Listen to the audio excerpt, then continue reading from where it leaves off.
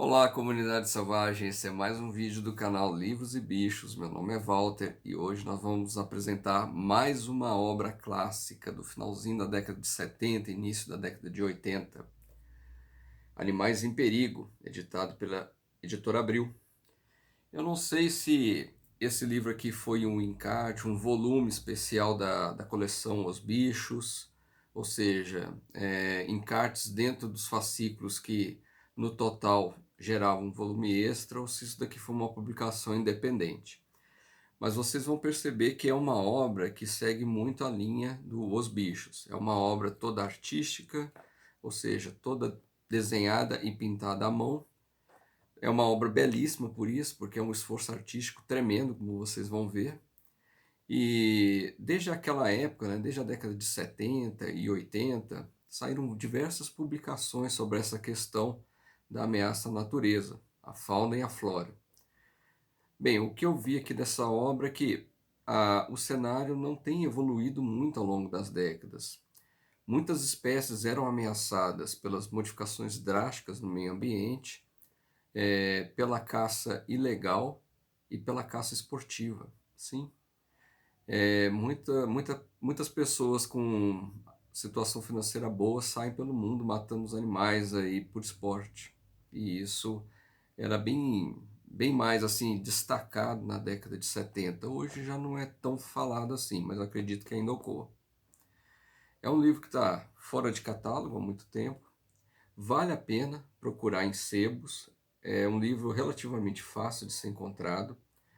Se você quer entrar agora no estudo de zoologia, é uma literatura muito interessante, muito bonita, que cativa muito fácil.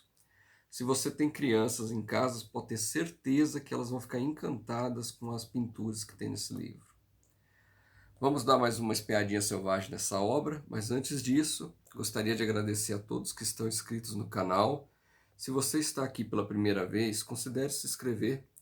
Toda semana nós temos dicas de zoologia, de literatura zoológica, como um exemplo de quem estuda um hobby e pode também incentivar você a começar a estudar algum assunto que você tenha interesse, ok? Então, vamos embora, vamos dar mais uma espiadinha selvagem. Olá a todos, vamos dar mais uma espiadinha selvagem no livro Animais em Perigo. Vocês vão ver que esse livro aqui é uma verdadeira viagem ao redor do mundo. E pessoalmente foi um dos livros que eu mais gostei de adquirir, porque a diversidade de espécies animais retratadas aqui é enorme e são espécies difíceis de serem encontradas em literatura porque são espécies ameaçadas de extinção. Bem, a obra começa aqui pela caça e desmatamento das espécies ameaçadas da fauna sul-americana. Também é a mesma pegada da obra Os Bichos, são todas pinturas, não são fotografias, são obras artísticas. Ele faz uma apanhada aqui de quais as espécies que estão em risco de extinção, e o texto também traz alguma caracterização da espécie e o que a levou a se tornar uma espécie em risco de extinção, seja por caçada, mudança ambiental, etc.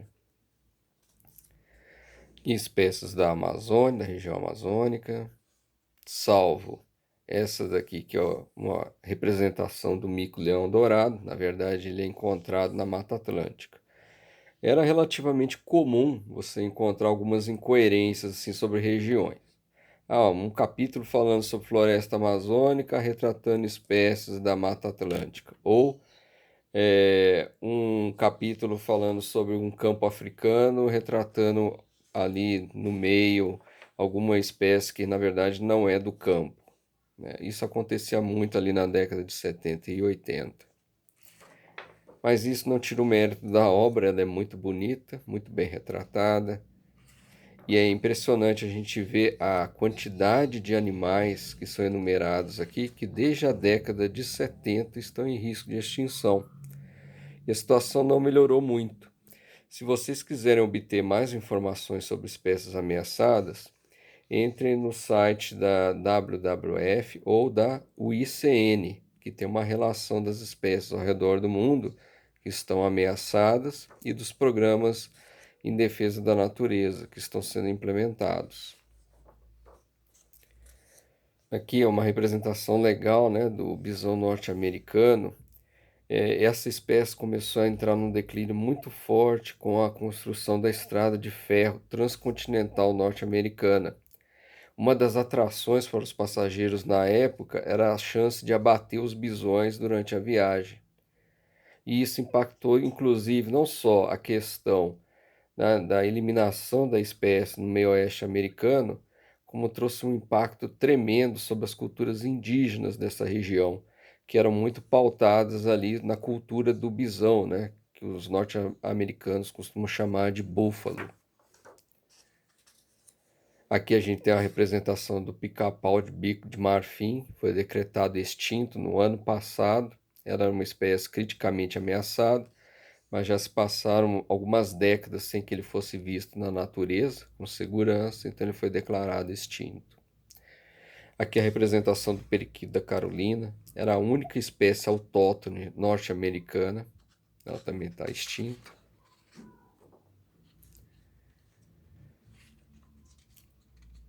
Aqui uma representação do condor americano, o condor californiano. Hoje, alguns exemplares estão presentes na natureza, derivados de reprodução de animais em cativeiro. Aqui é muito legal uma representação de um tilacino, né, ou lobo da Tasmânia, confrontando alguns dingos para uma caça morta. Isso daqui deveria ser uma cena relativamente comum na Tasmânia, quando os europeus começaram a colonizar o continente australiano. É uma obra muito interessante, você começa a entender como que o mundo, quais são as regiões, né, que existem no mundo, as regiões naturais, os animais típicos de cada região. Como eu falei em um vídeo anterior, se dedicar a um hobby é conhecer o mundo sem sair de casa.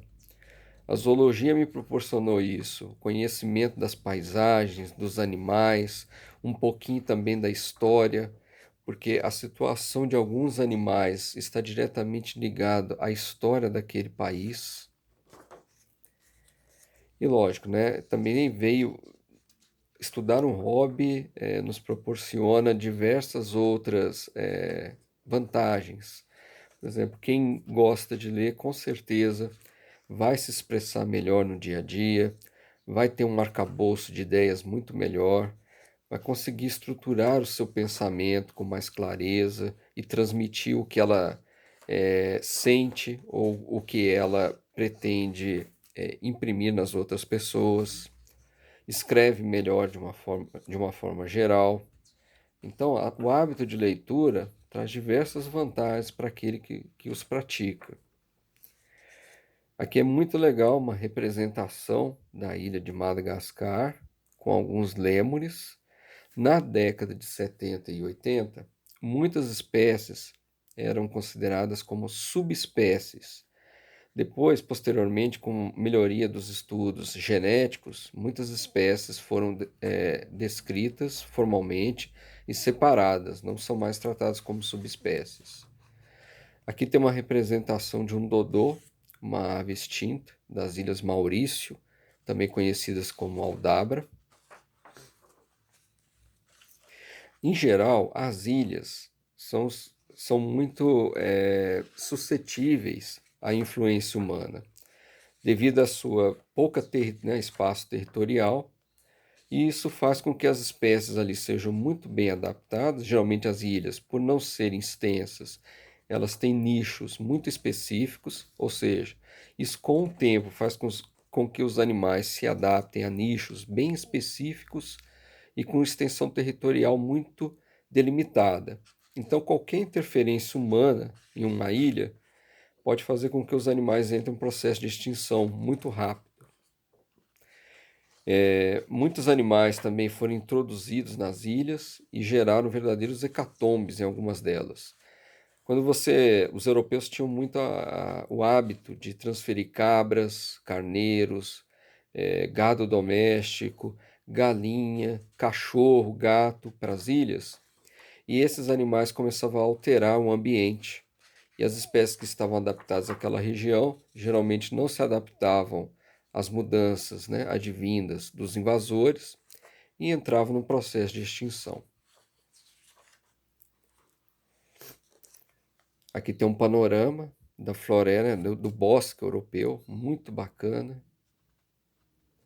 O bosque europeu hoje não é caracterizado por espécies de grande porte, mas mesmo assim ela é rica em espécies. Aqui, ó, traz um capítulo sobre esse problema que eu falei da fauna introduzida, que é um problema principalmente para as ilhas. Outra causa, né, de ameaça aos animais, a caça indiscriminada. Aqui ele faz uma pequena observação sobre os grandes felinos, que naquela época já eram ameaçados de extinção. Esse status não mudou hoje em dia.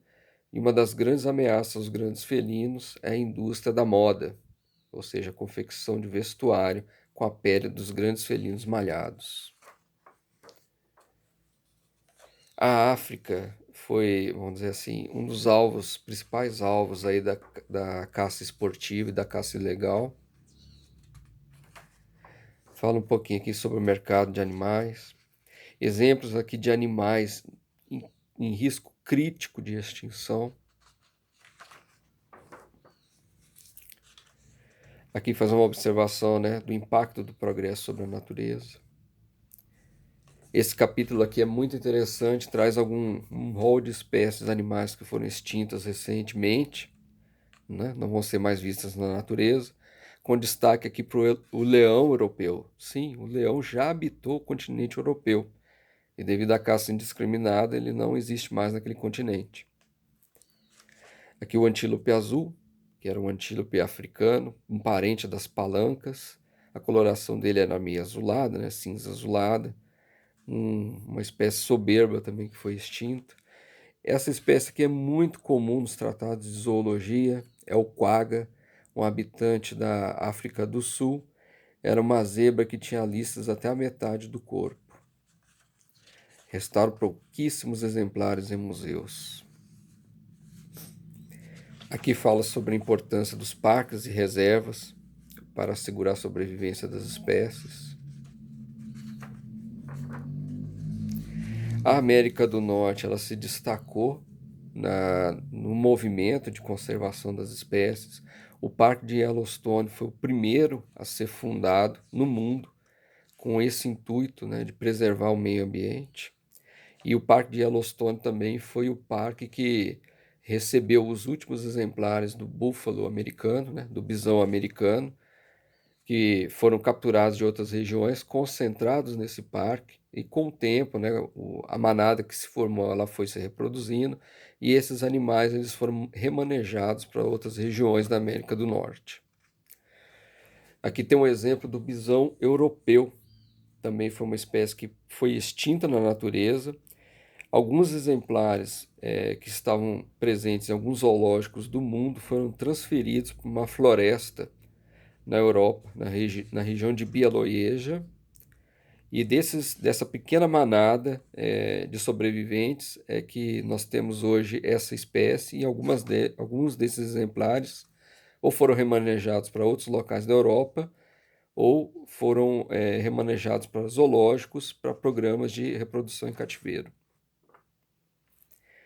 Esse capítulo é legal, que ele fala sobre animais ressuscitados. Na verdade, não se trata de uma ressurreição, mas uma tentativa de criação de duas espécies extintas por esse cientista alemão. Ele acreditava que, pegando raças do gado doméstico que tinham características muito próximas do auroch, ele conseguiria reproduzir o auroch na sua origem. Na verdade, o que a gente tem hoje é um gado europeu, né, o gado doméstico selecionado para se parecer anatomicamente ao auroch. O mesmo com o tarpan, que era o cavalo selvagem ali da região da Ásia Central, que hoje também está extinto. É um livro belíssimo, fora de catálogo. É possível encontrar em sebos, mas ele não é assim tão fácil de ser encontrado.